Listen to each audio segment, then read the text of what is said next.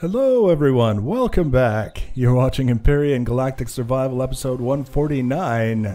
I'm Enigmius and today we're continuing with our detailing spree on the Heracles. We've been very busy trying to get everything done. It's going to take a little while longer, but it's not a painful while, it's just a little while. I've been all over the ship doing all kinds of different things, and I decided this episode is going to kind of show you the highlights and the areas where I've been focusing my attention. The first of which would be this little section down here that you've been looking at since I started talking.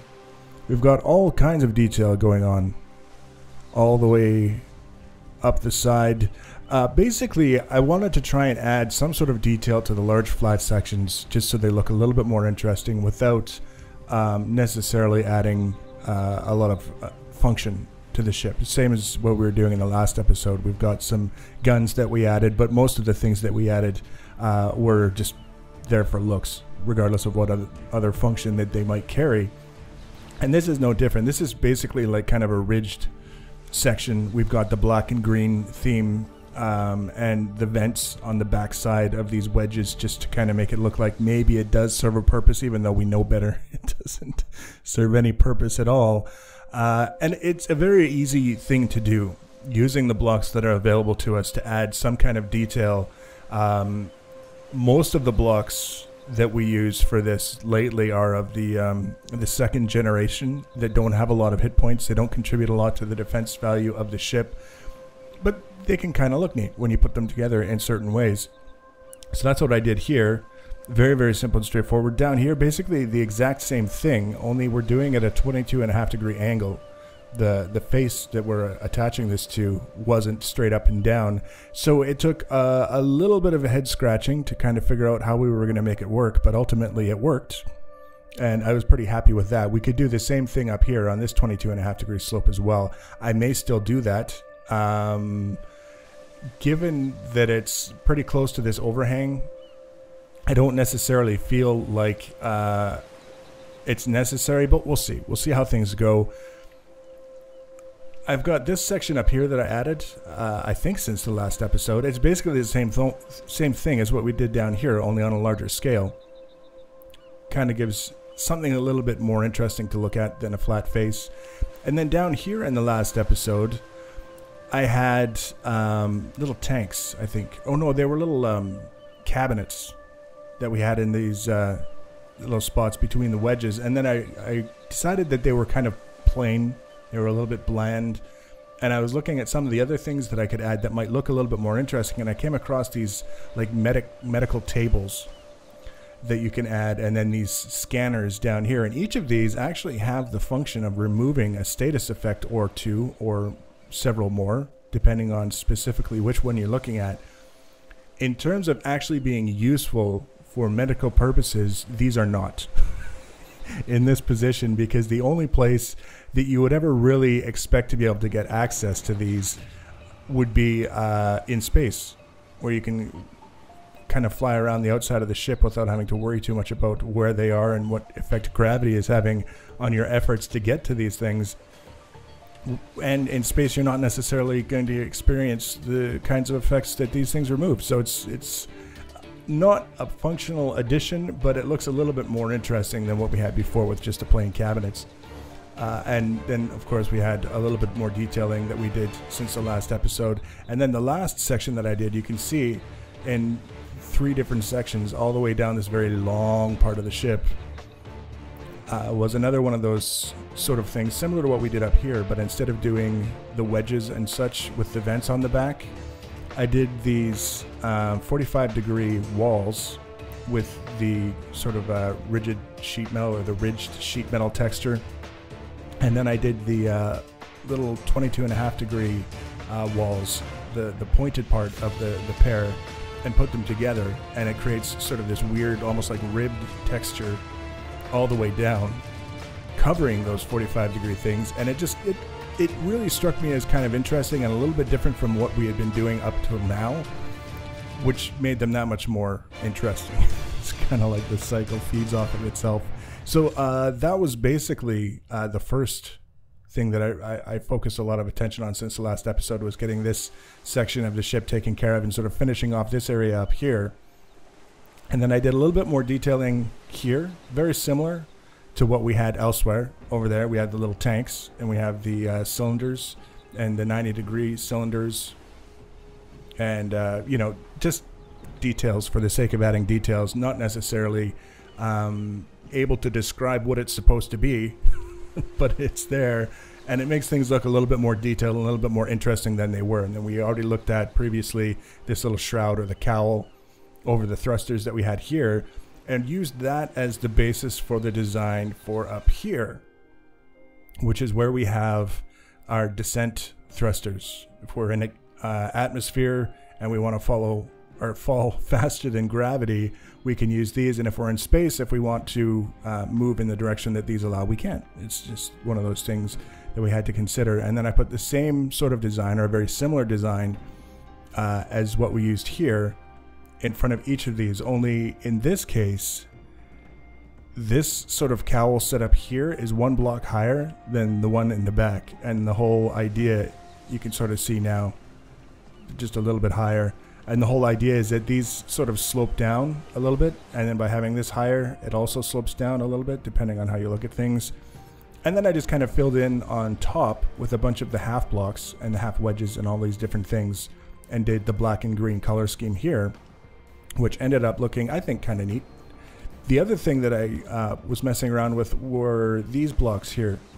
And they are, I think they were originally intended as, yeah, fence, cylinder fence bottom, so that you could make a fence that looks like it's made out of steel poles or wood poles or whatever. And then you've got a couple of different options that you can sort of cap them with, or maybe it's just the one, and I'm confused. Maybe it is just the one, but these are kind of like, they're either pointed or they're pointed. So you can have like sharpened wood stakes, I guess.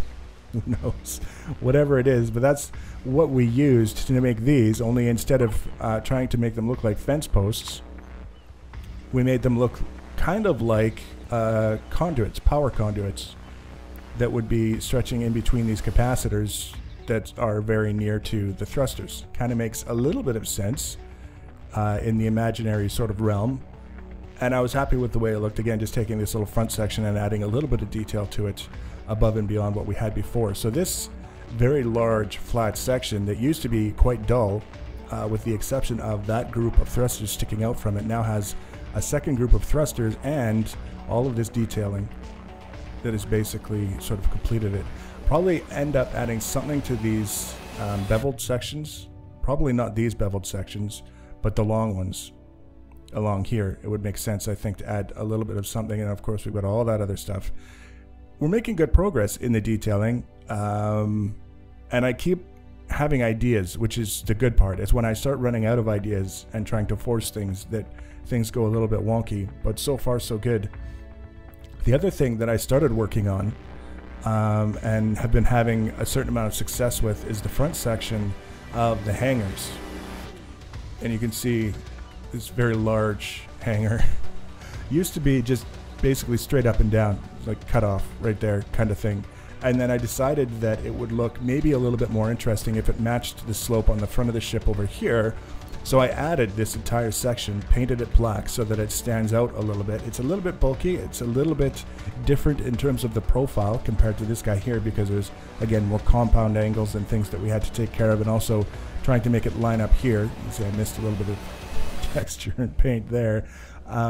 Trying to make it line up with the profile that we originally had, while at the same time having its own profile, is kind of a little bit tricky sometimes, but after a little bit of goofing around, I managed to make it work.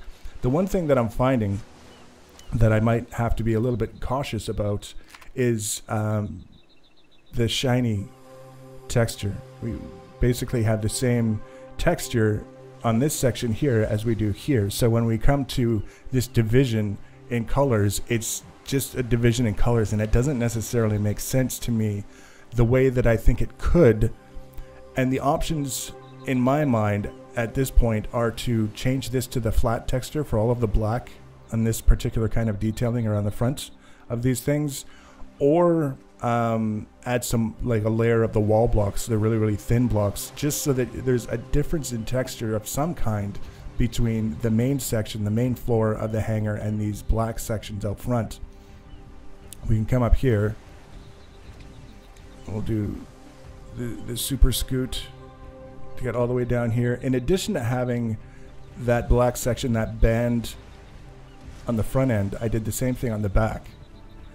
But the back is still straight up and down. The only difference is I've added a couple blocks in terms of the width here and built them out just a little bit, so there's a little bit of exposure when we come around to the front, this front profile like here. I'm not planning on doing green here. I'm just planning on leaving it. I wanted to have that little bit of a distinction between this part here and the main part of the hangar that we added. And this is, again, just a detail. It's a little bit of something on the back end just to add a bit of texture to things instead of just having these what seemed and felt like very generic sort of tubes. They were basically the same profile carrying on down that way. This was a way to break away from that and add a little bit of extra detail that we can look at, and it doesn't really get in the way, I guess is a good way of describing it. Now what I'm going to do when I get the time, look, I missed another one, is basically the same thing on this upper hangar as I did on this great big long super hangar down here. We're going to have the black band on the back, just a couple blocks wide, with an offset so that you can see that little bit of an exposure around the front. And then the front side up here is going to have similar to what we had all the way in the front with the 25 degree or the 22.5 degree slope, kind of giving it that little bit of consistency in the opening. And I think that it's going to create a more unified design, and it's not going to take all that long to do. It's a pretty simple and straightforward thing to do once we get the profile sorted out. It takes a little while to get to that point. Now the other thing that I've been doing feverishly, fiendishly even, is texturing and painting the base color all over the place. We've got these sections. I deliberately left these sections for no reason at all. These will eventually be the same base color as everything else, or maybe I'll do a different texture. I could see doing that just because I think it could be interesting if we did a different texture than the plain sort of shiny thing, but we're not going to be leaving it the combat steel. It'll be something else. And then we've got all of these different layers that we've been working through that we can kind of see. We come down here and we've got to get all this stuff in here. We got all that other stuff, and then we get the stuff underneath, and then up here we've got all this stuff. So it takes a little while to do it. Having the texture gun set to texture the entire block and not just a face that you're pointing at saves a ton of time, but there's still a lot of stuff left to be done. I think aside from the little bits and pieces that I missed along the way, I just have this front section from, actually let's just scoot right through. Here's all our RCS units. You can see I've kind of started in this area and I've been making progress, but I still have from basically around here. We got the couple guys there, and then you can see the combat steel starts to become more and more prevalent because I haven't made it to this point or past this point all the way up to the front of the ship, which is right there. So we still got a fair bit that we have left to do, but we've also done the profound majority of the ship up to this point with just the basic dark gray shiny bits, so that when it comes around to doing the interior of the ship and the detailing, it's going to be much quicker. We don't have to worry about doing all that stuff. So that's what I've been doing. Very busy. Just the size of the ship requires more time than a person might expect to do anything. Once we get the base texture and paint done, the rest of the details will go much quicker because I'll be able to focus specifically on those details and not have to worry about getting all that other stuff done. I'm hopeful it'll be 2 or 3 more episodes before we're ready to offer a blueprint, the final walkthrough or the final fly-through, as the case may be, and then we'll be able to get the blueprint out. And I've already decided what the next ship build is going to be. And I'm keeping that one an absolute secret until it's actually done. It's not going to take long, but I think it'll be something that people will be happy with when I do it. So that's where we're at, making good progress, taking the time to do it in the ways that I'm happy with. And if you want to be notified about the next and future episodes, finishing this guy off and building other ships, the easiest way to do that is to subscribe to my channel. or follow me on social media. Links for social media are always in the information section below the video. Feel free to leave your comments and feedback. Thanks for watching, guys, and take care.